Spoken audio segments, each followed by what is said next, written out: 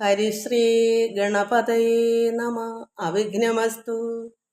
ഓം നമോ ഭഗവതേ വാസുദേവായ. ശ്രീകൃഷ്ണ പരമാത്മനേ നമ. ഓം ഗുരുബ്രഹ്മ ഗുരുർവിഷ്ണു ഗുരുദേവോ മഹേശ്വര. ഗുരു സാക്ഷാത് പരബ്രഹ്മ തസ്മൈ ശ്രീ ഗുരവേ നമ. എല്ലാ ദൈവമക്കൾക്കും എൻ്റെ വിനീതമായ പ്രണാമം. സർവ്വപേർക്കും ആയുരാരോഗ്യവും രോഗശാന്തി എല്ലാ നന്മകളും ഭഗവത് കൃപയും ഉണ്ടാകണമെന്ന് പ്രാർത്ഥിക്കുന്നു. ഓം ലോകാ സമസ്ത സുഖിനോ ഭവന്തു. മക്കളെ, നമുക്കിന്ന് ഭഗവത്ഗീത വായിക്കാം. കഴിഞ്ഞ പ്രാവശ്യം നമ്മൾ 2-ാം അധ്യായത്തിൽ 16ഉം 17ഉം ശ്ലോകങ്ങളാണ് വായിച്ചത്. അതിൽ ഈ പ്രപഞ്ചമെല്ലാം ഏത് വസ്തുവിനാൽ വ്യാപിക്കപ്പെട്ടിരിക്കുന്നുവോ, ഏത് വസ്തുവിനാൽ വ്യാപിച്ചിരിക്കുക? പരബ്രഹ്മമാകുന്ന അഖണ്ഡം നിറഞ്ഞിരിക്കുന്ന വസ്തു, പരബ്രഹ്മ വസ്തു, നിഷ്കള പരബ്രഹ്മമാണ് നിറഞ്ഞിരിക്കുന്നത്. അങ്ങനെ ഇരിക്കുന്ന സർവവ്യാപിയായ ആ പരബ്രഹ്മത്തെ നാശമില്ലാത്തതെന്നറിയുക. ബാക്കി മൊത്തവും നശിച്ചു പോകുന്നതാണ്. ഈ ഒരേ ഒരു വസ്തു പരബ്രഹ്മം മാത്രമേ നശിക്കാത്തതുള്ളൂ. അവ്യയമായ അതിനെ നശിപ്പിക്കാനോ ആർക്കും സാധ്യവുമല്ല. ഒരു കാരണവശാലും അത് വെട്ടേക്കുന്നതല്ല. നമ്മൾ സമുദ്രത്തിൽ എന്തെങ്കിലും കൊണ്ട് വെട്ടിയാൽ അത് മുറിഞ്ഞു പോകുമോ? നദിയിലെ വെള്ളത്തെ എന്തെങ്കിലും കൊണ്ട് വെട്ടിയാൽ മുറിഞ്ഞു മാറുമോ? അതുപോലെ ഇത് കരയും കടലും കൂടെ ചേർന്നാണ് ഈ കടലെന്ന് പറയുന്നത്. അതേസമയം ഈ ത്രിലോകങ്ങൾ നിറഞ്ഞിരിക്കുന്നതാണ്. കടൽ എത്രമാത്രം നിറഞ്ഞു കവിഞ്ഞിരിക്കുന്നു അത്രയും ഭാഗത്ത്, അതുപോലെ ത്രിലോകം മൊത്തവും നിറഞ്ഞ് കവിഞ്ഞ് ഞെരുങ്ങിയിരിക്കുന്ന വസ്തു പരബ്രഹ്മം. എങ്ങോട്ട് വെട്ടിമുറിച്ച് മാറ്റാൻ പറ്റും? മൊത്തവും നിറഞ്ഞിരിക്കുകയല്ലേ, അഖണ്ഡം മൊത്തവും നിറഞ്ഞിരിക്കുകയല്ലേ. അതുകൊണ്ട് ആർക്കും ഒന്നും ചെയ്യാൻ പറ്റുകയില്ല, മുറിച്ചാൽ മുറിയുന്നതല്ല. അതാണ് നമുക്കുള്ള ശരീരത്തിനകത്തും അത് തന്നെയാണ്. കാരണം അത് അകത്തും പുറത്തും എല്ലാം നിറഞ്ഞിരിക്കും. നമ്മളൊരു കുടം പോലെ ഒരു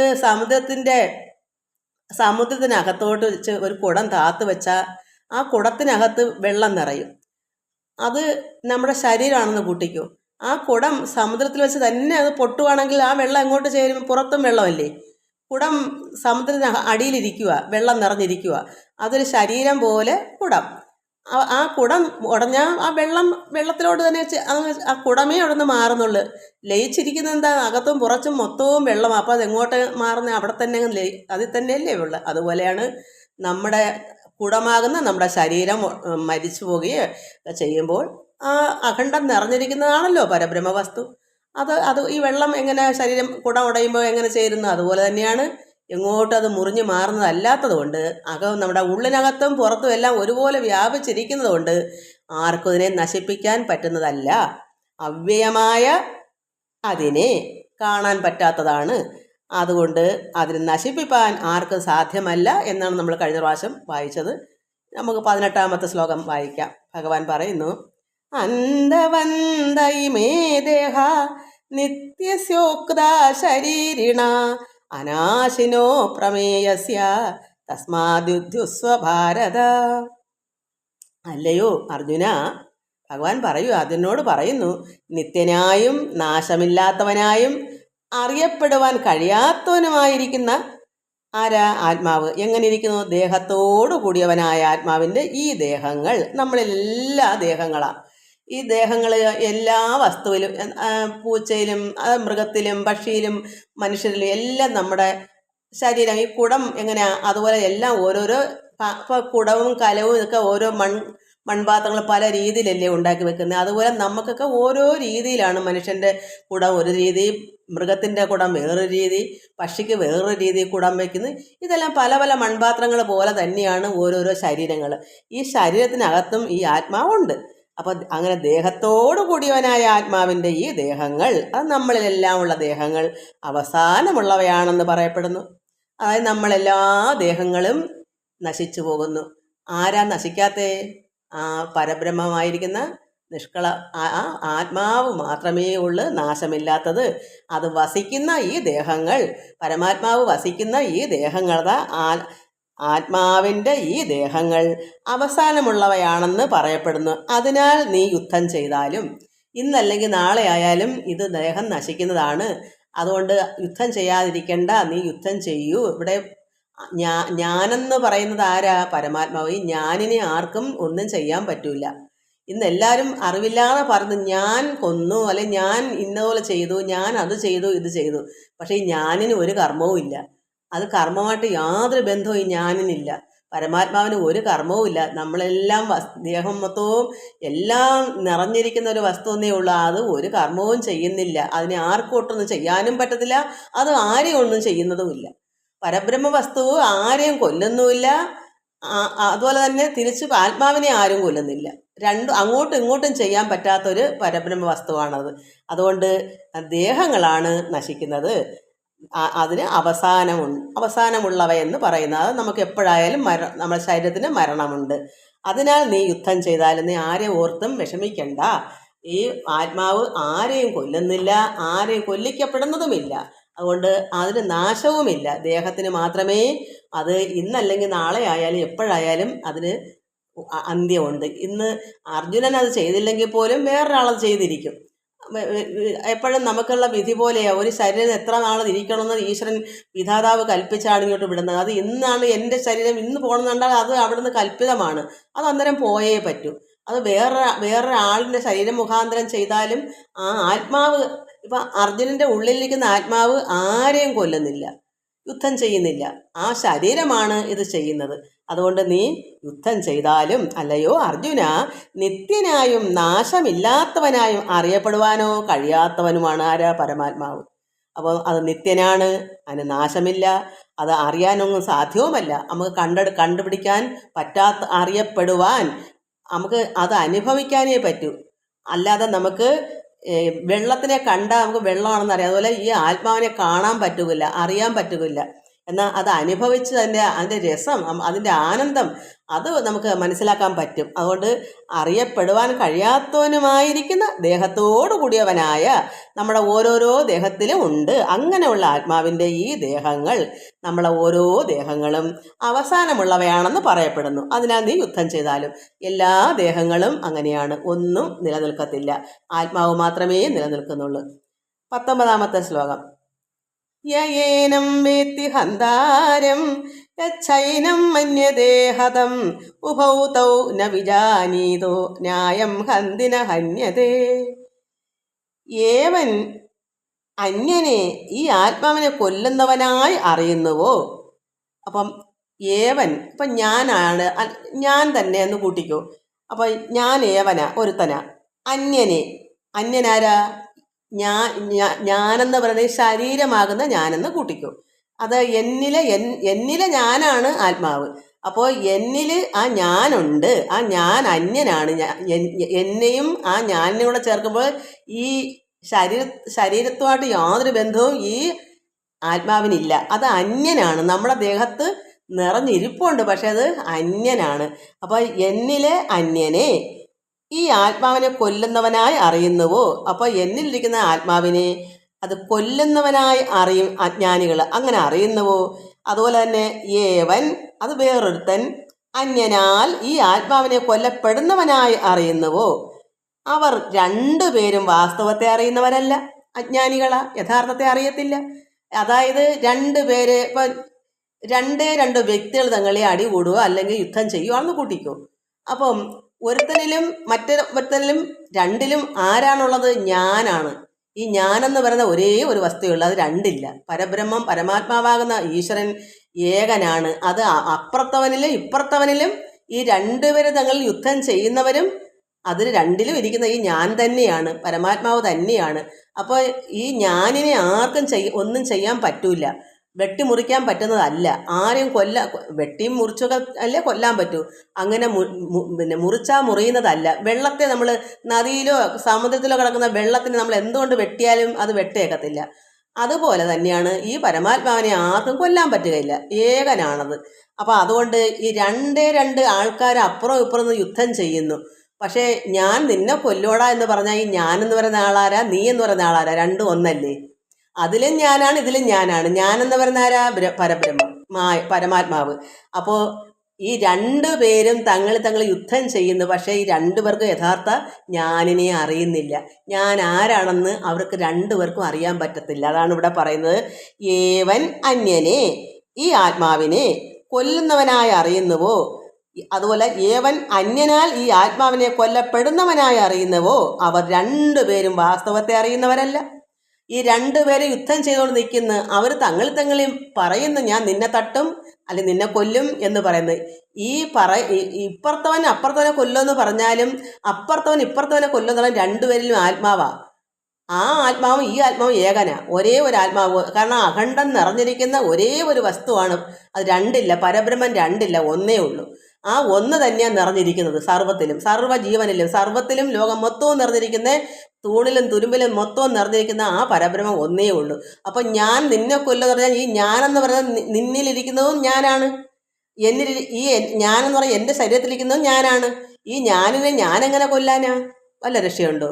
അതുകൊണ്ട് അപ്പുറത്തവൻ ഇപ്പുറത്തവനെ കൊല്ലുമെന്ന് പറഞ്ഞാലും ഇപ്പുറത്തവൻ അപ്പുറത്തവനെ കൊല്ലുമെന്ന് പറഞ്ഞാലും രണ്ടുപേരും യഥാർത്ഥത്തെ അറിയുന്നില്ല. ഈ ഞാനെന്ന് പറയുന്ന ആൾ ആരാന്ന് ഇവർക്ക് അറിയില്ല. അവർ വിചാരിക്കുന്നത് ഈ ശരീരം എന്ന് പറയുന്നതാണ് ഞാനെന്ന് അവർ ധരിക്കുന്നു. അതുകൊണ്ടാണ് ഞാൻ നിന്നെ കൊല്ലും, മറ്റവൻ പറയും നിന്നെ ഞാനും കൊല്ലും എന്ന് പറയുന്നത്. രണ്ടു പേർക്കും ശരീരമാണ് ഞാനെന്നവർ വിചാരിക്കുന്നു. യഥാർത്ഥം എന്താണ്? ശരീരമല്ല ഞാൻ. എൻ്റെ കയ്യ്, എൻ്റെ കാല്, എൻ്റെ കണ്ണ്. അപ്പം എൻ്റെ എന്നുള്ളത് വേറൊരുത്തനാണ്, അന്യനാണ്. നമ്മുടെ ദേഹത്തിൽ ഇരിക്കുന്ന ഒരു അന്യനുണ്ട്. ആ അന്യനാണ് ആത്മാവ്. ആ ആത്മാവും ഈ ദേഹവുമായിട്ട് യാതൊരു ബന്ധവുമില്ല. അത് എങ്ങും ബന്ധപ്പെടുന്നതുമില്ല. അതിങ്ങനെ ശരീരം പോകുമ്പോൾ അത് ഒഴിഞ്ഞു പോകുന്നു, ശരീരത്തിൽ നിന്ന് വിട്ടുപോകുന്നു, അത്രയേ ഉള്ളൂ. ശരീരം ജീവിച്ചിരിക്കുമ്പോൾ, ശരീരത്തിന് മരണം ഇല്ലാതിരിക്കുമ്പോൾ ആ ആത്മാവ് നിറഞ്ഞിരിക്കുന്നു. ശരീരം ഉടഞ്ഞു പോകുമ്പോൾ കലത്തിലിരിക്കുന്ന വെള്ളം, സമുദ്രത്തിൽ നിന്ന് ഒരു കുടം വെള്ളം എടുത്ത് സമുദ്രത്തിൽ തന്നെ താത്ത് വെച്ചിട്ട് ഇരിക്കുക. ഒരു കുടം വെള്ളം സമുദ്രത്തിൽ ഇരിപ്പുണ്ട്. കുടം ഉടയുമ്പോൾ സമുദ്രവും കുടത്തിലെ വെള്ളം ഒന്നായി തീരുന്നത് പോലെ നമ്മുടെ ശരീരം അങ്ങ് ഉടഞ്ഞു പോകുമ്പോൾ, മരിച്ചു പോകുമ്പോൾ ഈ ആത്മാവ് എല്ലാം നിറഞ്ഞിരിക്കുന്ന വസ്തുവല്ല. അത് എങ്ങോട്ടും മാറിപ്പോകണ്ടല്ല, അത് അവിടെ തന്നെ നിൽക്കുന്നതാണ്. അത് എങ്ങോട്ടും പോകണ്ട. അത് നിറഞ്ഞ് കവിഞ്ഞിരിക്കുന്നൊരു വസ്തുവാണ്. അത് അതിനെ വെട്ടിമുറിച്ച് കൊല്ലാനോ നശിക്കാനോ അങ്ങനെ ഒന്നും ചെയ്യാൻ പറ്റുന്നതല്ല. അതിന് നാശമില്ല, അത് നിത്യനാണ്. അതിന് മരണമില്ല, ജനനമില്ല. അപ്പോൾ പിന്നെ എന്ത് ചെയ്യും? അപ്പം ഈ രണ്ടു പേരും യുദ്ധം ചെയ്യുന്നവർ രണ്ടുപേരും വാദിയും പ്രതിയും അവർക്ക് ഞാൻ ആരാണെന്ന് അറിയാതെ കണ്ടാണ് ഞാൻ നിന്നെ കൊല്ലും, മറ്റവൻ ഇവനെ കൊല്ലും. ഇവർ രണ്ടുപേരിലിരിക്കുന്ന ആത്മാവ് ഏകനാണെന്നോ ഈ ആത്മാവ് നാശമില്ലാത്തതാണെന്നോ അത് നിത്യനാണെന്നോ യാതൊരു അറിവും ഇല്ലാത്ത അജ്ഞാനികളാണ് എന്നാണ് ഇതിൽ പറയുന്നത്. ഏവൻ അന്യനെ, അതായത് ഈ ആത്മാവിനെ കൊല്ലുന്നവനായി അറിയുന്നുവോ, അതുപോലെ തന്നെ ഏവൻ അന്യനാൽ ഈ ആത്മാവിനെ കൊല്ലപ്പെടുന്നവനായി അറിയുന്നുവോ. അങ്ങോട്ടും ഇങ്ങോട്ടും ഞാൻ എന്ന വസ്തു എന്നിലിരിക്കുമ്പോൾ ഞാൻ പറയുക നിന്നെ ഞാൻ കൊല്ലും, അവനും പറയുന്നത് നിന്നെയും ഞാൻ കൊല്ലും. അപ്പുറം ഇപ്പുറം ഇരിക്കുന്ന രണ്ടുപേരും ഒരേ ആത്മാവാണ്. രണ്ട് ശരീരത്തിലും ഇരിക്കുന്ന അവൻ യഥാർത്ഥത്തിൽ അവർ രണ്ടുപേരും വാസ്തവത്തെ അറിയുന്നവരല്ല. അറിഞ്ഞെങ്കിൽ എന്ത് വരും? ഞാനും നീ ഒന്നാടാ, നമ്മൾ അന്യരല്ല, എല്ലാം പരമാത്മാവ് തന്നെ, എല്ലായിടും നിറഞ്ഞിരിക്കുന്ന തന്നെ നമ്മളിലും ഇരിക്കുന്നത്. എൻ്റെ ഈ ശരീരത്തിലും ആ ശരീരത്തിലും ഈശ്വരൻ തന്നെയാണ് നിറഞ്ഞിരിക്കുന്നത്. അപ്പം ഞാനിനെ എങ്ങനെയാടാ കൊല്ലുന്നതെന്ന് അറിവുള്ളവർ പറയും. ഇവിടെ അറിവില്ലായ്മ കൊണ്ടാണ് നിന്നെ ഞാൻ അങ്ങനെ ചെയ്യും ഇങ്ങനെ ചെയ്യും എന്നൊക്കെ പറയുന്നത്. എന്തെന്നാൽ ഈ ആത്മാവ് ആരെയും കൊല്ലുന്നില്ല, ആരാലും കൊല്ലപ്പെടുന്നതുമില്ല. അതുകൊണ്ട് ഈ ആത്മാവ് ഇപ്പം എന്നിലിരിക്കുന്ന ഞാൻ വേറൊരാളുടെ ഞാനിനെ എങ്ങും കൊല്ലാൻ പറ്റുകയില്ല, ആരാലും കൊല്ലപ്പെടുന്നതുമില്ല. അപ്പം മനസ്സിലായോ മക്കൾക്ക്? ഞാനിത് ആദ്യമായിട്ടൊക്കെ ഇങ്ങനെ മനസ്സിലാക്കുന്നത്. നമുക്ക് എല്ലാവർക്കും ഒന്നുപോലെ പഠിക്കാം, അത്ര തന്നെ. എന്തായാലും നമുക്ക് ഒരു പിന്നെ 20ാമത്തെ എന്തുവാ പറയുക ശ്ലോകം കൂടെ വായിക്കാം. എന്താ നോക്കട്ടെ. ന ജായതേ മ്രിയതേ വാ കദാചിന്നായം ഭൂത്വാ ഭവിതാ വാ ന ഭൂയ അജോ നിത്യശാശ്വതോയം പുരാണോ ന ഹന്യതേ ഹന്യമാനീ ശരീരേ.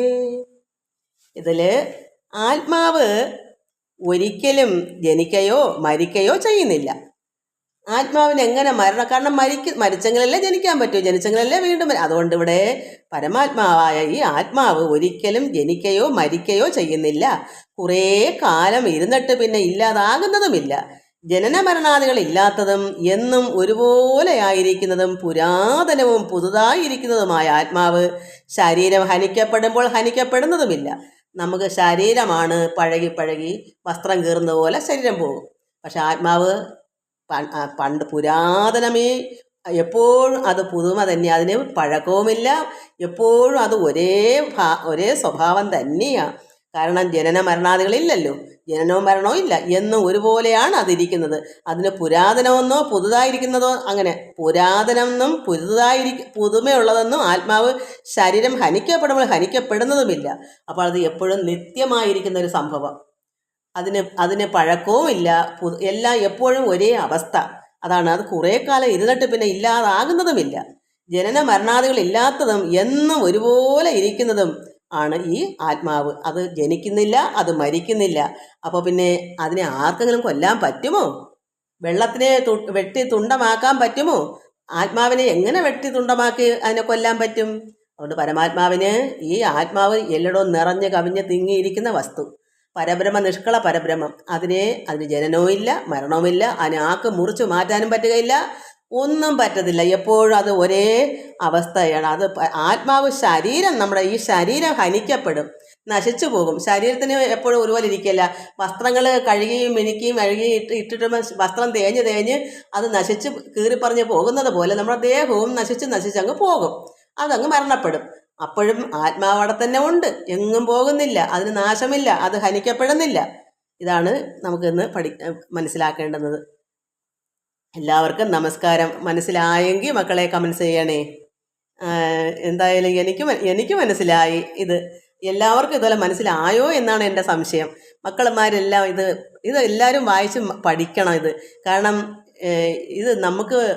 ഇത് അർജുനന് കൊടുക്കുന്ന ഉപദേശം നമുക്കുള്ള ഉപദേശമാണ്. ഇതിങ്ങനെ ഭഗവാൻ തന്നേക്കുന്നത് എന്തിനാണ്? നമുക്ക് പഠിക്കാനായി. ഈ പരമാത്മാവ് എന്താണ്, ദേഹം എന്താണ്, ഞാനെന്ന് പറഞ്ഞ വസ്തു ആരാണ്? അപ്പം നമ്മളിലെല്ലാം, ഈ ദേഹത്തിലെല്ലാം ഇരിക്കുന്ന പരബ്രഹ്മമാണ്. ആ ഞാനാണ് നമ്മളിലുള്ളത്. ഈ ശരീരം മാത്രമേ പഞ്ചഭൂത നിർമ്മിതമുള്ളൂ. അതായത് പൃഥ്വി മണ്ണുകൊണ്ടും വെള്ളം കൊണ്ടും പിന്നെ വായു കൊണ്ടും അഗ്നി കൊണ്ടും ആകാശം കൊണ്ട്, ഇത് 5 കാര്യം കൂട്ടം കൊണ്ട് നമ്മുടെ ദേഹം ഉണ്ടാക്കിയേക്കുന്നത് പ്രപഞ്ചം. പക്ഷേ അതിനാണ് ജനനവും മരണമൊക്കെ ഉള്ളത്.